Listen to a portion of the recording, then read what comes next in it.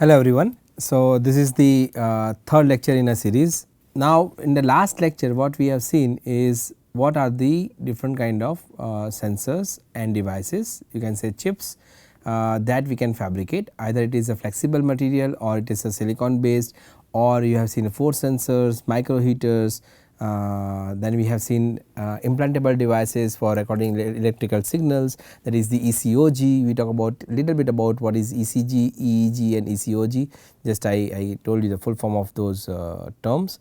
And electrocartography is something that you should remember, because we are going to talk a lot about acquiring the signals from the brain. Now, we will talk about how to implant these devices into the brain and record the signals in detail at some point in time. However, the last 2-3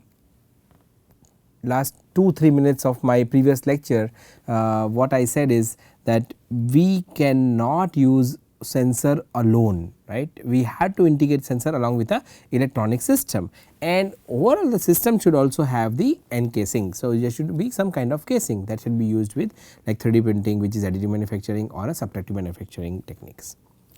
So, when we say that sensors cannot be used alone, what does that mean? That means you need to make a system.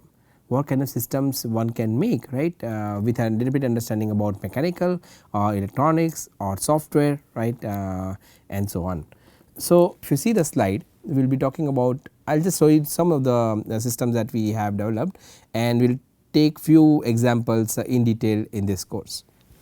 So, the first system that you see here, right, I will just play a video of lot of systems so that you understand, but the first system that I have placed arrow right now is a system that can be used to understand the change in the tissue property, biopsy tissues. I told about biopsy, right, biopsy tissues, and the tissue can be placed in the center, and then there are two robotic arms, arm 1 and arm 2, and then the third arm which is right over here. So, this arms, arm 1, arm 2 are loaded or integrated with this chip. Which one? This one. And this chip has what? It has a interdigitated electrodes like this one, right? Not like exactly like this, let me just correct it. You can see here one line and a second line like this, right. So, these are interdigital electrodes, and it has a micro heater and thermistor. So, this chip is loaded onto the 1 and 2 arms of the robot, right, or a transducer. Now, the third one, which is this one, right, is integrated with a force sensor. The force sensor is this sensor. Okay. So, this third sensor or third arm is loaded or integrated with the force sensor. Now, what will happen? In the center what we have? Tissue. On 1 and 2 what you have? You have the chip. So, when this chip touches the tissue, so if you have a tissue here and chip 1 and chip 2, right, C2, C1, and there is third one which is integrated here, right, this is force sensor, force sensor. So, when this force sensor presses this tissue, you have stiffness, you can measure stiffness. Chip 1 and chip 2, you apply a voltage between these two chip, then the corresponding current will flow through this tissue, and that depends, the current that flows into this particular tissue depends on the resistance of the tissue, correct, resistance of the tissue. Why you can apply, how can apply voltage? You can apply voltage with the help of the interdigitated electrodes that are integrated onto these chips. Now, you can measure stiffness with force sensor, you can measure resistance with the applying voltage across the tissue, and you can heat the tissue from one side. Let us say here there is a heat T1, then on the second side what you have? On the chips what you have? You have temperature sensor, you have a micro heater and temperature sensors, is not it. So, if I heat the tissue this side of the chip 1 or chip 2, this is chip 1, this is chip 2. So, if I heat this area, this one, right, then the heat will transfer right through this tissue, and I can measure the change in the temperature in this region T2 with the help of the temperature sensor. So, what I have? I have T1 and T2, temperature that is given to the tissue and temperature that has conducted, the tissue has conducted through it. If I have T1 and T2, what I can measure? I can measure thermal conductivity of the tissue. Thus, this system that you see here, right, let us say S1, right, this system can be used to understand the stiffness, resistance, electrical, stiffness, mechanical, and thermal conductivity, which is thermal. So, ETM, electrical, thermal and mechanical properties of tissue from onset to disease progression, right. This is how the system 1 can use. You have 2 arms of the robot, chip 1, chip 2 and third arm. So, when there is a tissue in between, let us assume that this is a tissue, and if I have 2 chips like this, apply voltage, current will flow to the tissue, right, and this black pen is a tissue, okay, biopsy tissue. Now, depending on the resistance of the tissue, the current will flow and I can measure the resistance. If I apply a force, tissue, and there is a hard, right, substrate on which the tissue is placed, apply a force, I can measure the change in resistance of the piezo resistor, from that I can measure the stiffness of the tissue.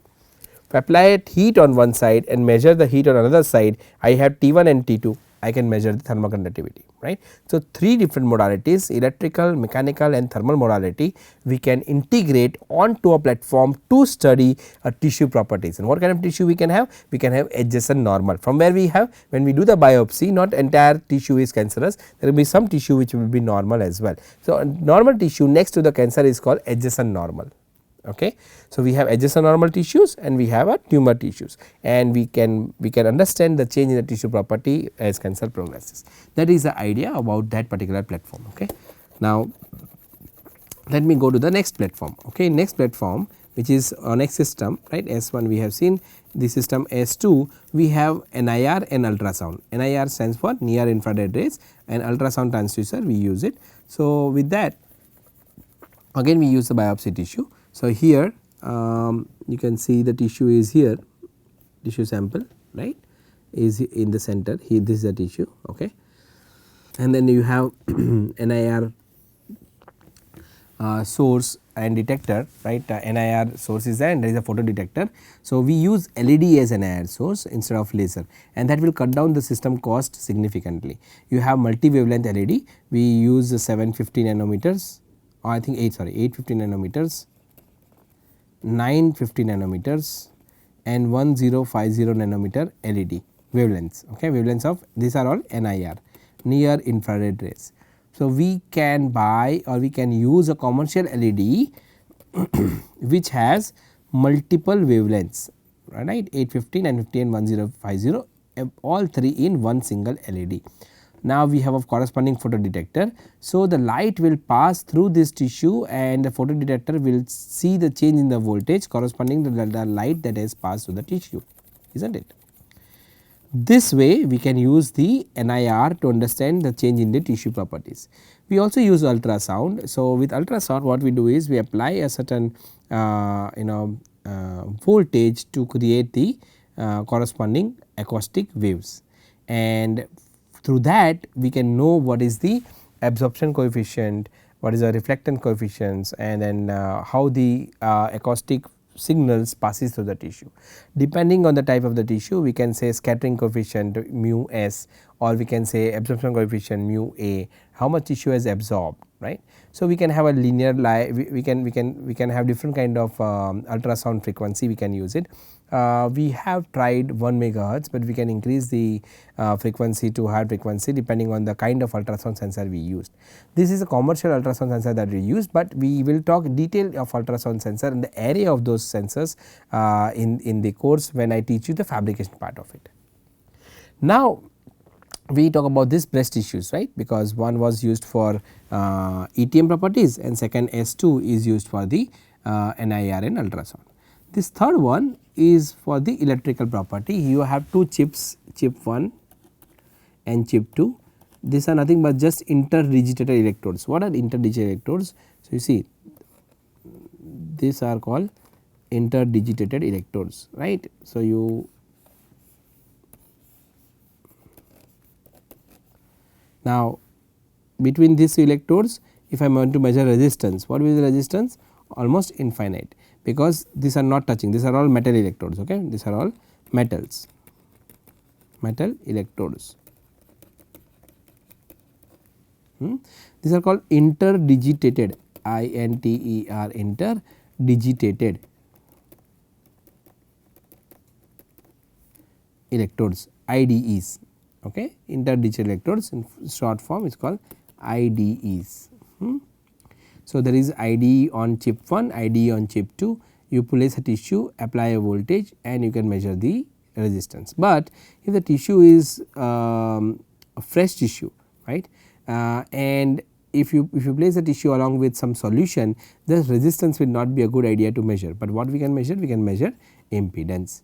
So, as your homework, what you should learn is what is the difference between resistance, impedance, reactance, right, sheet resistance, and how these terms would help and how you can measure resistivity. Very simple formulas are there, right. So, just go back and brush up your knowledge if you do not know.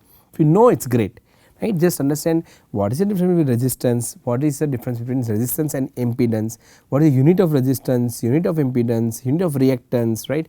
Sheet resistance, ohm centimeter, what is ohm centimeter? It is your resistivity, right. Sheet resistance is ohm per square, right, that is a unit of sheet resistance. So, why it is called sheet resistance? So, you need to understand all this terminology, okay. In this case we are measuring the impedance Z, right, unit is ohms, right, unit is ohms. So, we place a fresh tissue, this is a brain tissue, and we measure the normal tissues through the tissue bank, right, for the people who donate their brain, right, and the fresh tissues, these are from the cancer tissues, cancer patients.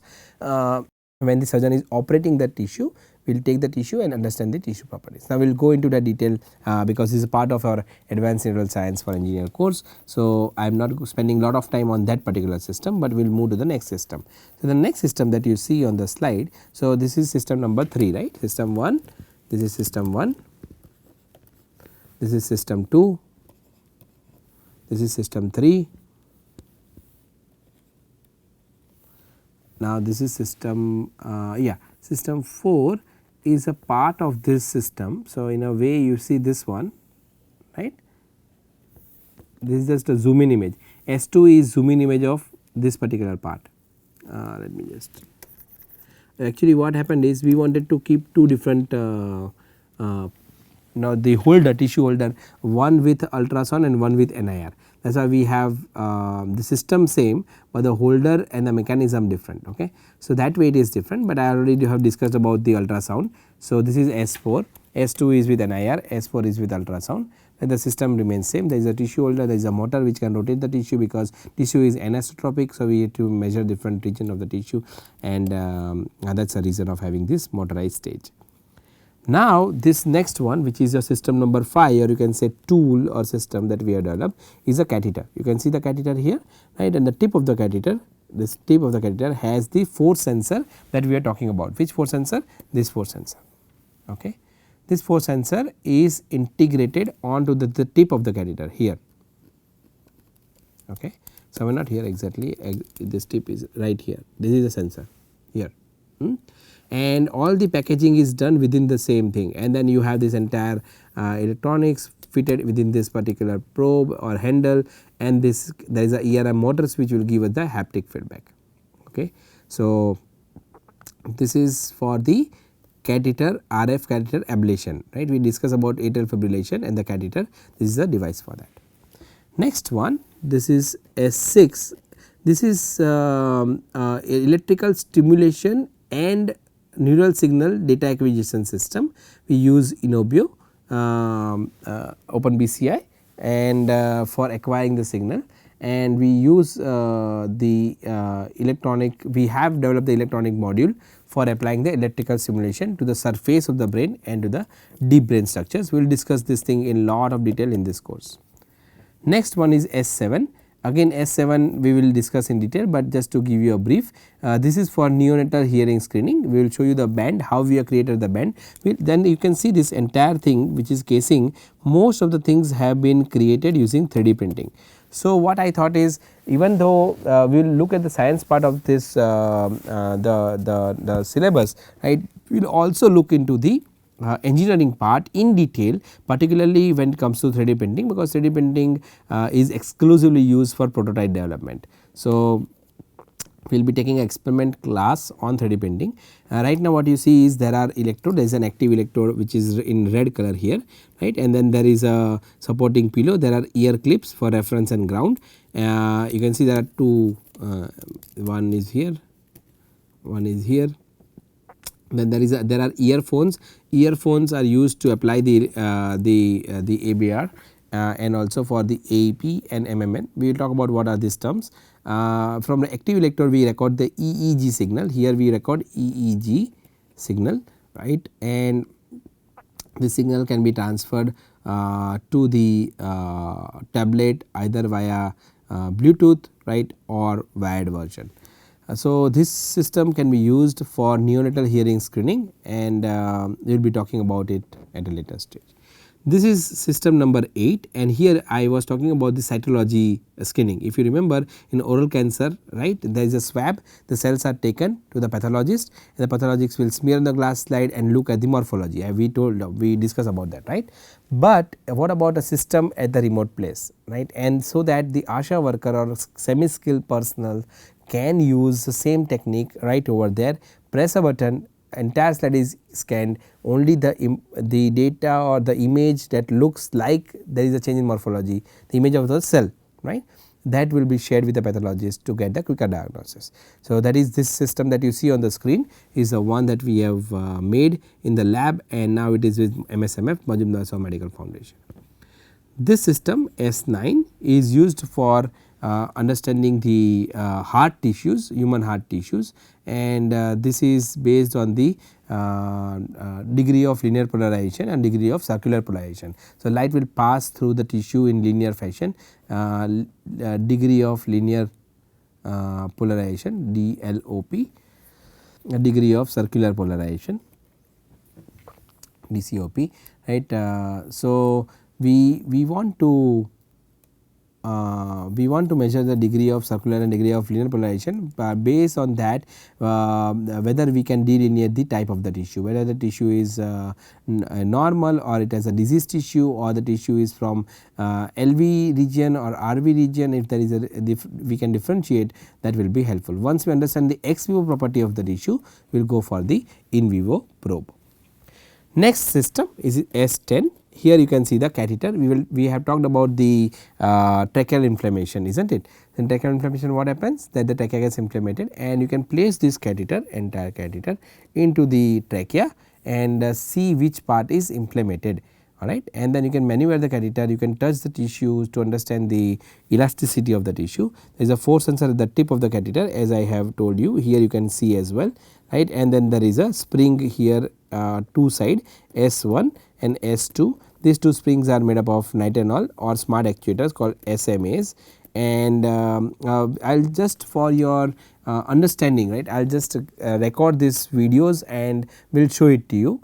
So that you understand that how the system actually works, how the catheter works, how it is placed, how it is maneuvered, right. So, just for understanding, okay. You do not have to worry about it and not ask questions from this systems thing, but do you understand that once you understand this fabrication, sensors, how you can integrate those things onto a platform for certain application. You go to the next tool. We have S11. If you see the image on the screen, this is what we call as a epi shot. Now, we have learned about EpiPen, right.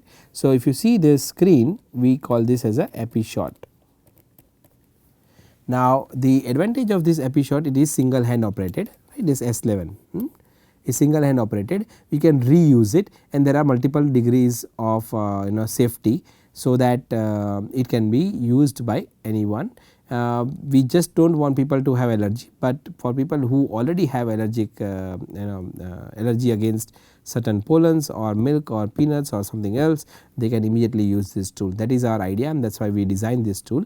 Then this is S12, this is tool for epidermal shot, epidermal, and then finally we have this S13. This S13 is a probe that can be used for ex vivo tissue characteristics, ex vivo, right, and then this probe can be used. We just place a tissue here, right, and will tell you what kind of tissue it is. It is a normal tissue or it is a cancerous tissue. So, right from the system which is right over here to the probe that is here, right. So, over a period of last 6 years several systems has been developed. So, when you look at that into this kind of different kind of systems, do not get overwhelmed. Okay. It is work from many students, right, many postdocs, scientists, clinicians, right, PhD students, MTech students, project assistants, even interns.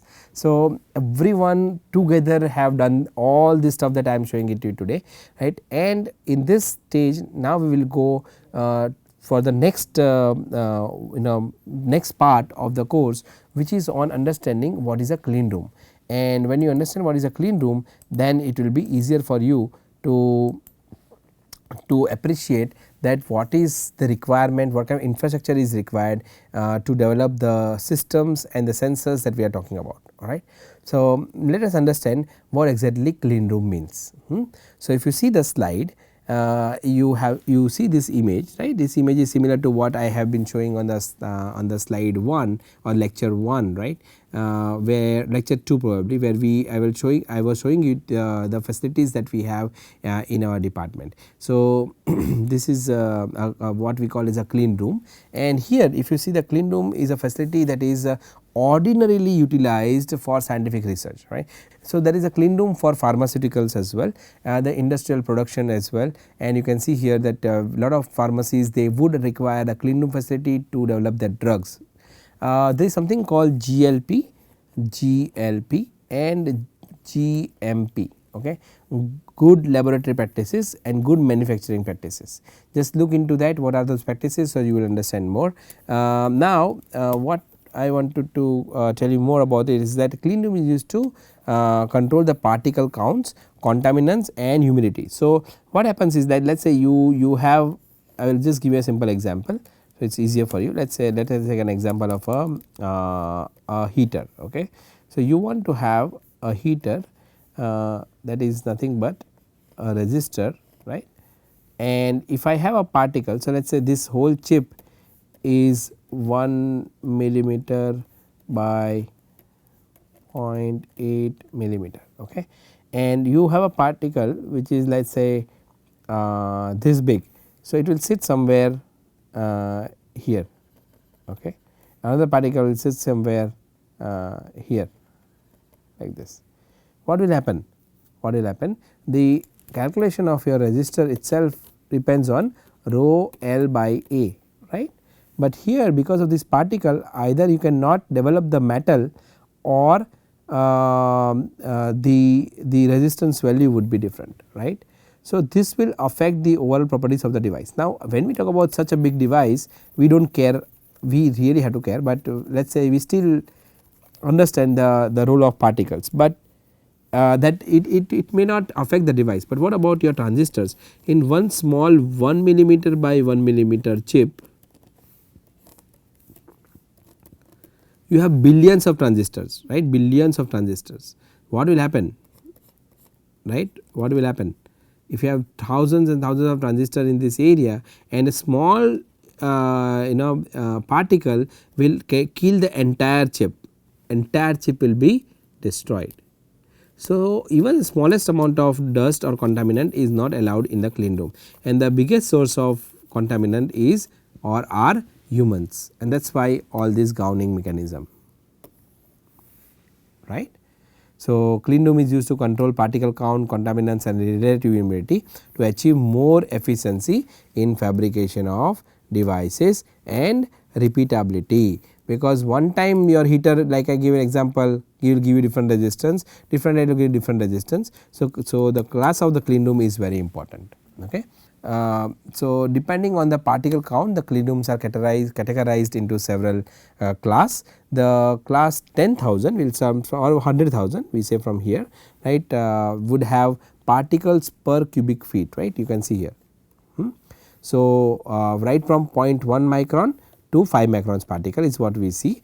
Even 5 micron particle can kill many chips, many transistors on a chip.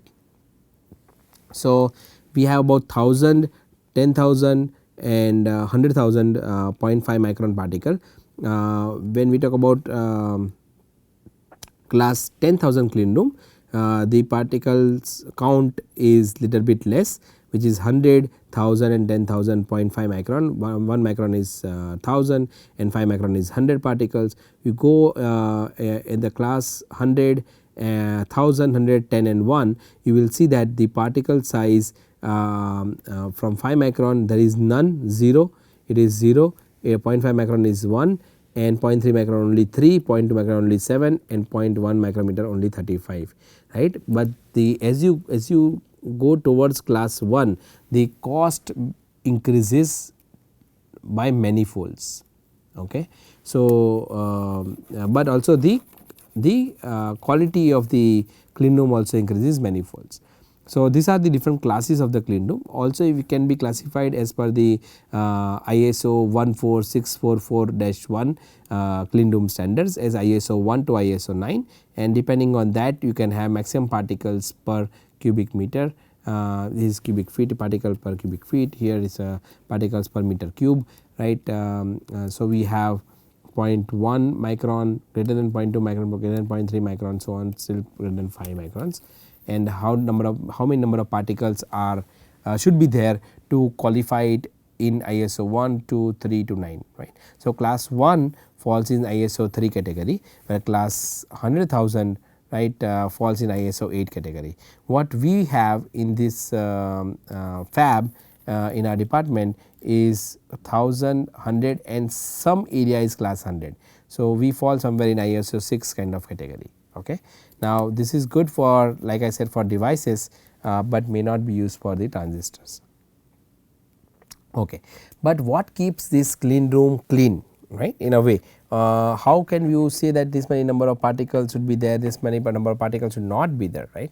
So there is something called HEPA filters, okay, and HEPA full form is high efficiency particulate air filter. This is one of the most important component in the clean room. It absorbs particle at air inlet of the clean room, and somewhere HEPA filter is kept here. Then there is an air shower through which you have to pass, and then there is you can enter the clean room. Now this supplies filter air throughout our clean room to maintain temperature, pressure and humidity. Air showers, like I said, right, this is implemented between clean room and outside environment at the entrance. Air shower bombards the person with the flow of filter air to dislodge particles and foreign objects from hair, skin and clothing. So nothing should enter the clean room. So air shower is one more layer before you enter the clean room facility. Sometimes depending on the clean room you may or may not have air shower, but again depending on the time. Now there is something called pass through windows, in which you do not have to really come out of the clean room. As you see, you have to gown yourself before you enter the clean room, right, just to avoid the particles from your clothes, hands, even from the hair, right. This all are the contaminants. So you have to gown yourself, and it may be very difficult to take out the gown and come out and then hand over the materials to your colleagues. So what we have is something called pass through windows. Pass through windows is used for materials and sample transfer to and from the clean room, and the interlock ensures that only one door opens. So when this door is open, the another door on another side is closed. Then when you place the device or whatever the material in here, you close this door 1, right, then the door 2 can be opened. So at a time only one door can be opened. Okay. So there is also things to know. Okay, we will go to the next slide. So how the air flows, you can see here, right, this is room air in, there are HEPA filters, you have to pass through it, right, and then there is a unidirectional flow. In this direction there is a slightly positive pressure, and whatever things are out it will be exhausted, right, with the air grill. You can see the personnel working in the clean room, right. So, the air is introduced and recirculated in the clean room after removing the dust particles using HEPA filters, right. So, the air also has dust particles, it is removed by HEPA filters. So, usually the filters and the ducts are made up of stainless steel and other shed materials to ensure minimum number of particles. Separation of particles from the air during the recirculation of the air is difficult using filters due to turbulence. So, unidirectional flow is very important, right. If there is a turbulence, you understand what is normal flow and turbulence flow, right. So, when there is a turbulence, right, it will be difficult to recirculate air, and that is why the flow is kept in a unidirectional fashion. So, what are the control parameters for a clean room lab, right? The one first parameter is the particle count, very important, because depending on the particle counts the clean room is classified into several categories. The next important component is relative humidity, and generally relative humidity, which is known as RH, is between 35 to 40% for semiconductor devices, where it is maintained with a small or narrow band of 2 plus minus 2%, and temperature is generally 20 degree, and it is kept generally between 16 to 19 degrees centigrade. So, the sources of contamination are several. The most important source of contamination. So, what I was saying is that you have to maintain all these parameters, okay, and then within this parameter still you have to understand that what can be different source of contamination. So, the most important source is people, okay. Remove people and the clean room will be cleaned, but you cannot use clean room then, right. So, skin flake, oil, perfume, cosmetics, hair, lint and fiber from clothes, everything is a contaminant. Tools that are there in the clean room, so friction generated particles, lubricants, right, these are all contaminants. Product generated, so during the evaporation or during the sputtering or wet etching, there are chemicals that will be evaporated. So, degassing, evaporation of chemicals, all these things are also part of the contamination. And finally, we have the contamination due to materials. This can be aerosols, can be water, cleaning chemicals, wipers, tape, stationaries, dusters, everything that is there is a part of contamination. So, you should be extremely careful when it comes to the working in a clean room standard.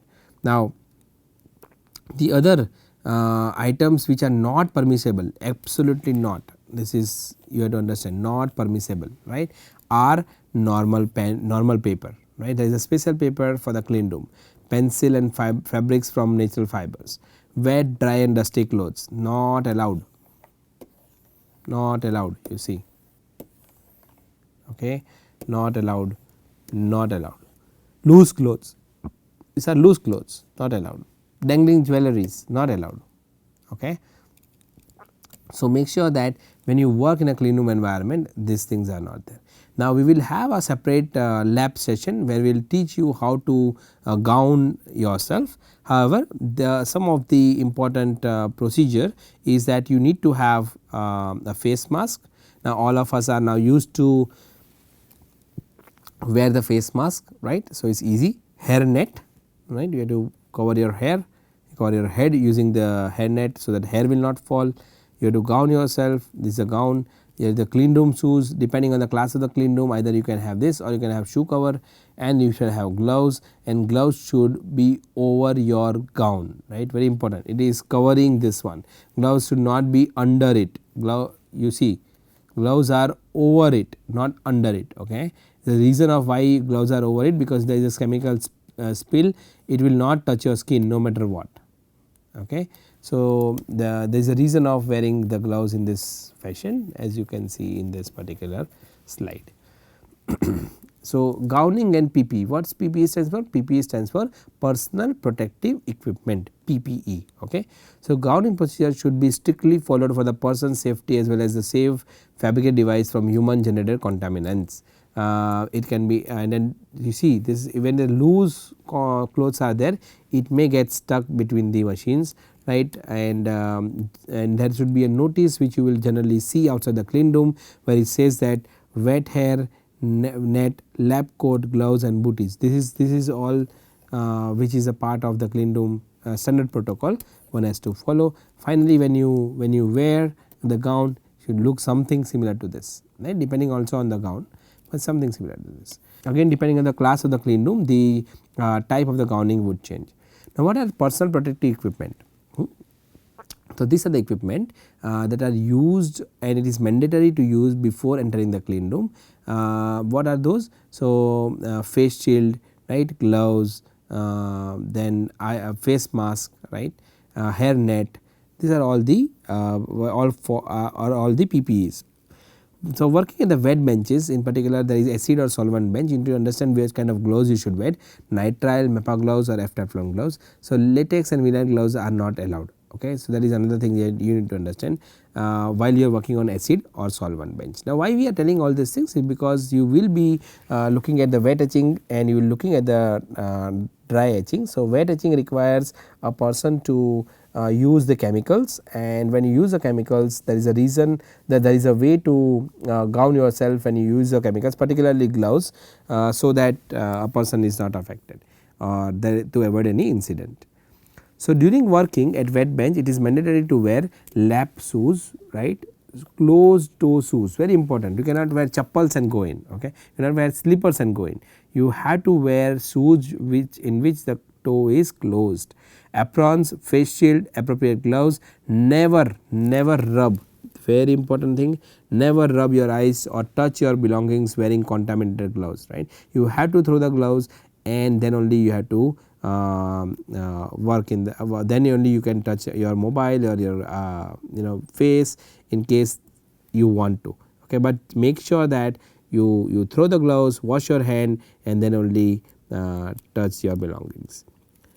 Always follows MSDS. What is MSDS? Material safety data sheet, okay. So, there is a safety data sheet for every material, there is a PDF where you can check what are the hazardous symbols, what are the procedure to operate or to use the chemicals, at what temperature the chemical will be corrosive or it will be oxidizing or it is flammable, right. It is very important to learn or read the MSDS data sheet, our material safety data sheet before using that particular chemical. Now, you will also see there are some certain hazardous symbols that are placed outside the clean room, right. The first one is gas under pressure, second is corrosive, third is serious health hazard, acute toxicity, health hazard, flammable, then hazardous to environment, oxidizing, explosive. These are some of the symbols that you will see depending on the laboratory that you work on or work in. Like I said, there is a MSDS or material safety data sheet, and if you see that exploding bombs, right, then corrosion, then flame over circle, gas cylinder, right, environment, skull and crossbones. Avoid exclamation mark is used for irritant, skin sensitizer, acute toxicity, narcotic effects, respiratory tract, health hazard. What are the health hazard? There is a carcinogen or there is a mutagenicity or there is a reproductive toxicity or sensitizer or organ toxicity or respiration toxicity. This falls in the health standard, health hazard.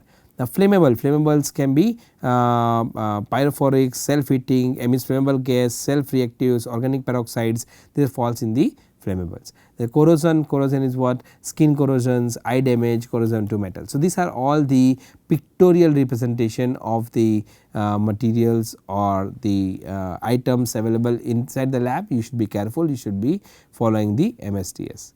So, the another way to understand is by looking at the color. Okay. So, the red color stands for the fire hazard, the blue color stands for the health hazard, the white color. So, I will just put some numbers so that for people who may not be able to identify colors, right, it will be easier. So, the first one here I will just write down here one because every person will have different screen, no. So, you may not be able to see exact color that I am able to see here in case if that is the case. Okay. So, 1, 2, 3 and 4. So, 1 which is red color you at least understand there is a red color stands for the fire hazard. The blue color which is or let us go in this sequence. So, number 2 which is yellow color stands for instability, it can be the shock or unstable if heated, right. That is 2 examples. Then number 3, which is white color, it stands for the specific hazard like oxidizer, alkaline, no use of no water, as acid is there or corrosive environment is there, right, is white. And blue color, which is number 4, it stands for health hazard, which includes deadly, extremely dangerous, hazardous, slightly hazardous or normal material. So, these are some of the things that is very important. Again, why I am telling you or teaching you all these things is because we will be looking at the fabrication, and for fabrication you have to understand that you are going to use the chemicals, and those chemicals are placed in the laboratory, and that laboratory standards are clean room standards, and the clean room standards requires anyone to follow the protocol which has a gowning protocol and the protocol for using different materials. So, when you want to use different materials, you have to go for material safety data sheet, and if you want to go for MSDS sheets or MSDS, then you need to also understand what kind of symbols are that, pictorial representations, or you want to understand the colors also, right. So, all these things are kind of interlinked, interrelated for achieving the common goal. Even there are different objectives, they are still somehow interrelated. Okay. So, we can now see that from 4 to 0, this is how the recommended protection is there for health, for flammable and for instability. This slide you can just pause and you can see what kind of material is there for which 4 is given versus 3, 2, 1 and 0. Okay. For example, for health there is no precautions necessary is there, then 0 would be there. For flammable will not ignite, 0 would be there. For instability, normally stable, 0 would be there. Just giving an example. Okay. So, from 0 to 4, this is how the numbers are given. Let us go to the next slide. Now, that is about the MSDS. Now, there is something called chemical spill. So, what are the safety for chemical spill? Spill on floor, dilute water and applies chemical spill, right, pillows. There is a, if the spill on floor is there, then we have to dilute it with water and you have to apply chemical spill pillows. There are already chemical spill pillows available in the laboratory. If you do not know what to do, do not touch the chemical, because you do not know what kind of chemicals are there, right. Spill on person, if person by accident has some kind of spill, you wash under safety shower and seek medical attention. There is a safety shower in most of the labs. When you see, you will understand, right, and you have to follow the procedure. HF spill, hydrofluoric acid, very dangerous acid. You need to is highly hazardous due to internal tissue and bone damage. You will not understand, but it immediately affects the bone. Wash with large amount of water, removing contaminated gown. Apply calcium gluconate gel, which should be there in the laboratory, and seek immediate medical attention. Then another safety is electrical safety. Now, you will see several electrical outlets, right, and it can be as many tools, as many of the tools use high voltage supply. Practicing the electrical safety is very important in a clean room. You cannot not use while you are washing your hand, or if the wires are on the floor, it is not allowed, right. You need to properly shield the cables, this is totally not allowed, right, and there are different symbols that you have to keep for electrical safety, like shock hazards, then there is a hazardous voltage is there, right, electrical hazard is there, we have to keep it out from that particular region. So, everything you need to follow when it comes to electrical safety. The last one, but not the least, is a fire safety, right. And for the fire safety, you have again different category, whether it is wood, paper and textiles, or it is flammable liquids, or it is flammable gases, electrical contact, or it is cooking and oils. Depending on that, what kind of extinguisher you should use. It is not like all the extinguishers that we see are same. Okay. So, again there is a different kind of extinguisher, right, from red, blue, light blue, dark blue, black and yellow. The one which is wood, paper and textiles, we use water, foam spray, ABC powder, wet chemical. So, let me tell you what exactly each one is. Red one, the first one here is a water, second one, second one is foam spray, third one is ABC powder, fourth one is carbon dioxide, and fifth one is a wet chemical. So, if there is a wood, paper and textile, you should not use carbon dioxide, because it will flame it further. For flammable liquids, you cannot use water and wet chemical, you can use foam spray, ABC powder and carbon dioxide. For flammable gases, right, you can use only ABC powder, nothing else can be used or it should be is recommended. Next one is electrical contact, only ABC powder and carbon dioxide. You should not use water, you should not use foam spray, otherwise you will have more fire, and you should not use wet chemicals, only ABC powder and carbon dioxide. Finally, for cooking oils and fats, you can only use wet chemicals. So again, depending on what kind of fire is there, you should be using that particular fire extinguisher.